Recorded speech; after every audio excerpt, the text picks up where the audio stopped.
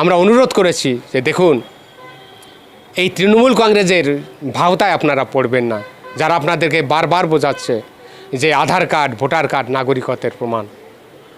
মমতা ব্যানার্জি ঠাকুরনগরে এসেও আপনাদেরকে তাই বলেছে, অথচ আমাদের যেসব নেতৃত্ব তারা রয়েছে, অসীম সরকার থেকে শুরু করে যিনি সিএ বিশারদ রয়েছেন সম্মানীয় লিটন বিশ্বাস, পাল্লা স্কুলের প্রাক্তন প্রধান শিক্ষক মহাশয়, যিনি এখনও প্রধান শিক্ষক রয়েছেন মধ্যম গ্রামে, ঠাকুরবাড়ি এই নাগরিকত্ব নিয়ে সবচাইতে জোরালো আন্দোলন যারা করেছে, প্রমথ রঞ্জন ঠাকুর, বিনাপানি মা, এবং শেষ প্রজন্মে এসে আমাদের শান্তনু ঠাকুর এখনও পর্যন্ত যে আন্দোলন করছে, এদের জন্যই আমরা এই সিএতে আবেদন করার সুযোগটা পেয়েছি।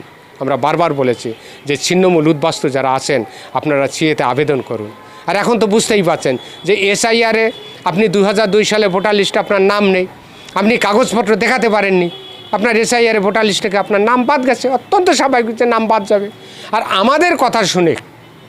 আমাদের কথা শুনে যদি 1 বছর আগে যদি সিএতে আবেদন করতেন, তাহলে নাগরিকত্বের সার্টিফিকেট পেয়ে যেতেন। আর সেই নাগরিকত্বের সার্টিফিকেট নিয়ে ভোটার লিস্টের 6 নম্বর ফর্ম ফিল আপ করে আজ ভোটার লিস্টের নামটা আপনি তুলে নিতে পারতেন।